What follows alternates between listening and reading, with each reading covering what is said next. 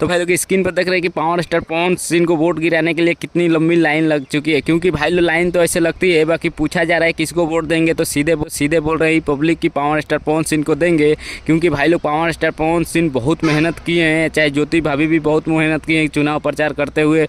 हर दिन चुनाव प्रचार करते ही नज़र आ रहे थे पावर स्टार पवन सिंह या ज्योति भाभी। इसीलिए किसी से भी पूछा जा रहा है तो बोल रहे हैं कि इस बार पावर स्टार पवन सिंह को वोट देंगे। क्योंकि भाई लोग भोजपुरी के जितने सिंगर स्टार थे सब पावर स्टार पवन सिंह के सपोर्ट में ही चुनाव प्रचार कर रहे थे।